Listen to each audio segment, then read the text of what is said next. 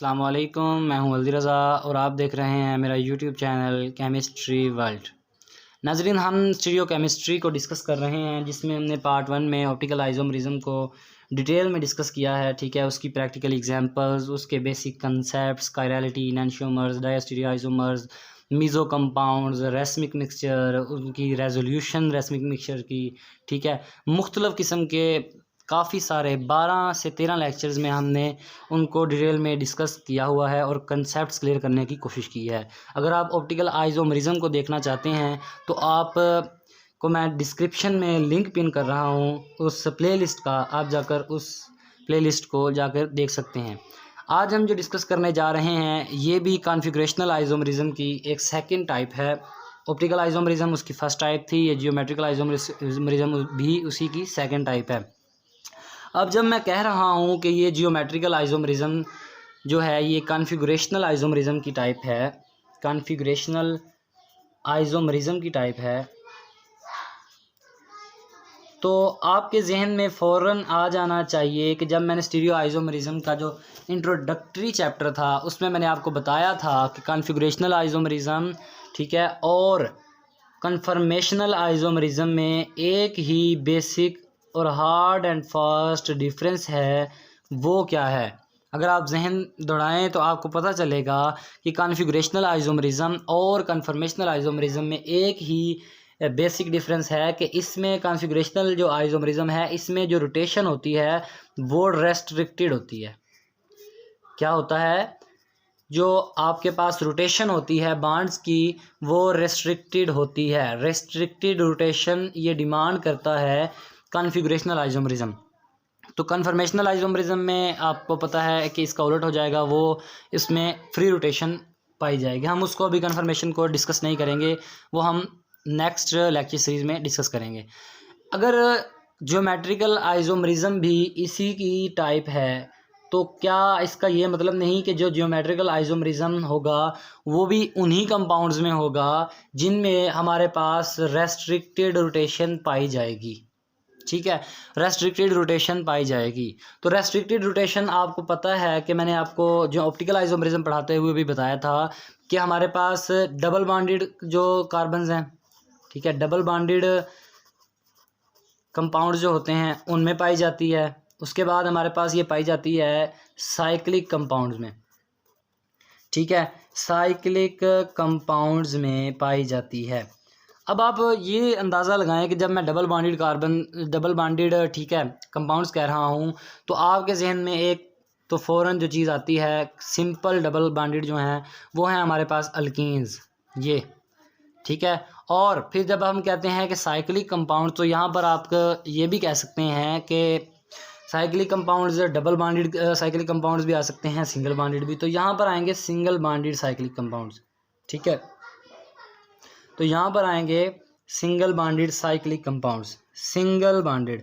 अब आपने ये ज़हन नहीं रख लेना कि सिंगल बॉन्डेड कंपाउंड्स में भी जियोमेट्रिकल आइसोमरिज्म पाया जाता है।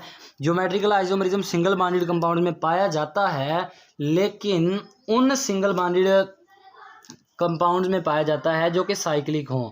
आपको पता है कि जो सिंगल बॉन्डेड कंपाउंड्स होते हैं वो आपके जहन में जो फर्स्ट पर आते हैं वो हैं अल्केन्स, ठीक है। अल्केन्स भी आपके सिंगल बॉन्डेड कंपाउंड्स होते हैं मगर वो साइक्लिक नहीं होते। तो सिंगल बॉन्डेड जो अल्केन्स होते हैं उनमें आपको पता है कि फ्री रोटेशन पाई जाती है, ठीक है, जिसकी वजह से उनमें रेस्ट्रिक्टेड रोटेशन नहीं होती, तो उनमें ज्योमेट्रिकल आइसोमरिज्म बिल्कुल नहीं हो सकता। तो इसके बाद अगर मैं आपको फिर से कंसेप्ट ये दे दूं कि इनमें रेस्ट्रिक्टेड रोटेशन किस तरह पाई जाती है, हालांकि मैं प्रीवियस लेक्चर्स में बता चुका हूँ, मगर मैं आपको यहाँ पर फिर बता देता हूँ कि कुछ स्टूडेंट्स न्यू आए होंगे इस चैनल पर। तो देखें, अल्कीन्स में रेस्ट्रिक्टेड रोटेशन इस तरीके से पाई जाती है कि जो डबल बॉन्डेड कार्बन एटम्स होती हैं, ये भी कार्बन और ये भी कार्बन, ठीक है, इनमें 3 sp2 हाइब्रिडाइज्ड ऑर्बिटल्स होते हैं, ठीक है। इन दोनों के पास sp2 हाइब्रिडाइज्ड ऑर्बिटल्स, ठीक है, हाइब्रिडाइज्ड ऑर्बिटल्स होते हैं, इस कार्बन के पास भी और इस कार्बन के पास भी, ठीक है। और 3 तो हो गए इनके पास sp2 हाइब्रिड ऑर्बिटल्स, ठीक है। तो एक वैलेंसी कार्बन की आपको पता है टेट्रा वैलेंसी होती है, तो एक वैलेंसी इनके पास फ्री रह जाती है, वो होती है इनकी p ऑर्बिटल, ठीक है, p ऑर्बिटल इनका रह जाता है।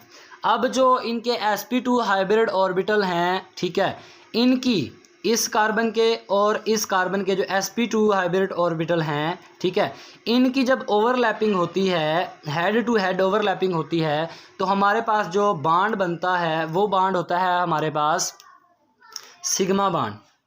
ठीक है, ये हमारे पास सिग्मा बांड बनता है। ठीक है, जो सिग्मा बांड बनता है हमारे पास वो sp2 हाइब्रिड ऑर्बिटल जो होते हैं फ्री इन दोनों कार्बन्स के, उनकी ओवरलैपिंग की वजह से बनता है। और दूसरा जो हमारे पास बांड बनता है वो होता है हमारे पास p ऑर्बिटल्स की ओवरलैप की वजह से। आपको पता है p ऑर्बिटल्स का कुछ स्ट्रक्चर यूँ होता है, ठीक है, ये स्ट्रक्चर होता है, मगर ये तो बनता है ना हेड ऑन ओवरलैप की वजह से सिग्मा बांड। तो जो पाई बांड है हमारे पास वो बेसिकली बनता है हमारे पास पैरेलल ओवरलैप या साइडवेज ओवरलैप। ठीक है, साइडवेज ओवरलैप होने की वजह से ये जो होता है p ऑर्बिटल ये एक कंडीशन फिट कर देता है। ठीक है, अब ये कंडीशन क्या फिट करता है कि कंडीशन जो इसकी होती है, ठीक है, ये शर्त करता है कि मैं पाई ऑर्बिटल तभी अपना स्टेबल रहूँगा जब जो कार्बन जो बांड बना हुआ है डबल, ये जो कार्बन है और ये कार्बन जो हैं ये सेम प्लेन में रहें। ठीक है, सेम प्लेन में रहें, यानी कि जो दो कार्बन एटम्स हैं ये जो डबल बांड से अटैच हैं, ये जो दो कार्बन हैं ये एक सेम प्लेन में रहें। अब इनके सेम प्लेन में रहने की वजह से क्या होता है, तो आप अंदाज़ा लगाएं कि एक हमारे पास कार्बन है, ठीक है, एक कार्बन है हमारे पास ये और एक है कार्बन ये, और ये डबल बांड से अटैच हैं। ठीक है, ये दो बांड हैं, एक ये पाई बांड है और ये हमारे पास सिग्मा बांड है। तो पाई बांड कहता है कि मैं जी कहता हूँ कि ये देखें, ये पाई बांड कुछ इस तरह बनता है हमारा। ठीक है, इस ओवरलैप और ये ओवरलैप होती है। ठीक है, ये ओवरलैप होती है पाई बांड की कुछ इस तरह। ठीक है, और जो हमारे पास सिग्मा बांड होता है वो कुछ इस तरह की ओवरलैप से बनता है। ठीक है, ये ओवरलैप। अब आप खुद अंदाज़ा लगाएं कि सिग्मा बांड को तो हम रोटेट न कर सकते हैं, आपको नज़र आ रहा है कि यहाँ से ये दरमियान से रोटेट करें तो कार्बन नीचे आ सकता है ना, मगर पाई बांड कहता है कि मैंने यहाँ से भी पकड़ा हुआ है, यहाँ से भी पकड़ा हुआ है, तो मैं तो तभी स्टेबल रहूँगा कि ये कार्बन अपने प्लेन से ना हिले, क्योंकि ये अगर इधर हो गया तो इसका पाई बांड ब्रेक हो जाएगा। तो ये जब ये कंडीशन फिट कर देता है तो बेसिकली क्या कर रहा है कि ये इसको भी बाउंड कर रहा है कि भाई अगर मैं नहीं हिल रहा तो तू भी नहीं हिलेगा। ठीक है, यानी कि अगर मेरी रोटेशन पॉसिबल नहीं है, ठीक है, तो तू भी रोटेट नहीं करेगा। ये सिग्मा बांड को भी कहता है कि भाई तेरी रोटेशन भी पॉसिबल नहीं रही। तो इस तरह जो रोटेशन होती है वो ओवरऑल रेस्ट्रिक्ट हो जाती है। और इन दोनों कंपाउंड्स का आप खुद अंदाज़ा लगाएं कि दो तो वैलेंसी यहाँ पूरी हो गई, तो एक इधर दो वैलेंसीज फारिग हैं और दो इधर फारिग हैं। तो अब जो यहाँ पर इस दो कार्बन के साथ जो ग्रुप्स अटैच होंगे और जो इन दो कार्बन के साथ ग्रुप्स अटैच होंगे, इनको साथ जो वैलेंसीज को सेटिस्फाई करने के ग्रुप होंगे, उनके डिफरेंस अरेंजमेंट की वजह से जो आइसोमर हमारे पास आएंगे, ठीक है, वो होंगे जियोमेट्रिकल आइसोमर्स। इसमें यह नहीं है कि आप अगर इसके साथ ए ग्रुप ए अटैच है, बी अटैच है, सी अटैच है या डी अटैच है, अगर ए बी यहाँ पर लगा दें और यहाँ पर भी बी लगा दें तो आपके पास ज्योमेट्रिकल आइसोमर बन जाएगा। Chirality, non super imposable mirror images, वो सारा कुछ आपने जहन से अभी निकाल देना है, वो तो ऑप्टिकल आइसोमर में हमने पढ़ा था।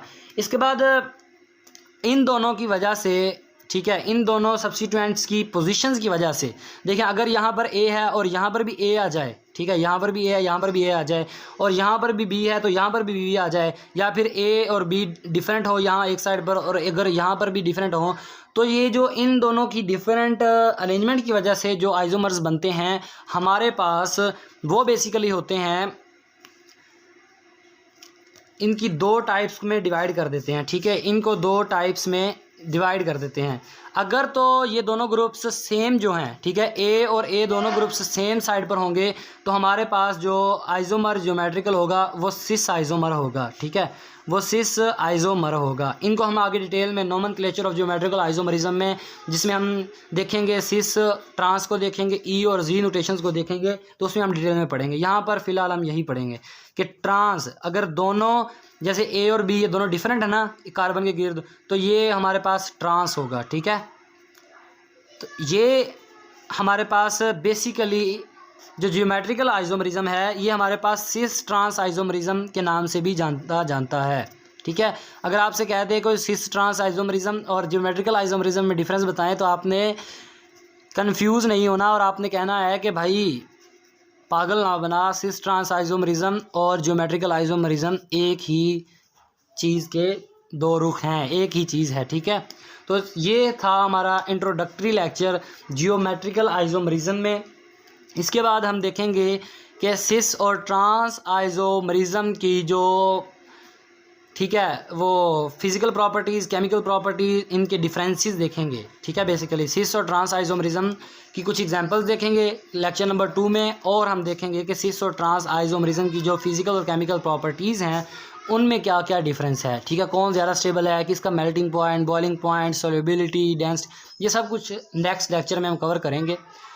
ये था आज का लेक्चर जिसमें हमने जियोमेट्रिकल आइसोमरिज्म देखा और देखा कि किस तरह रेस्ट्रिक्टिव रोटेशन अल्कीन्स या साइक्लिक कंपाउंड में पाई जाती है। ठीक है, और इसकी क्या रीज़न बनती है कि कोई आइसोमर सिस होता है, कोई आइसोमर ट्रांस होता है। अल्लाह हाफिज़, अल्लाह निगहबान। Wait for the next lecture. Thanks for watching.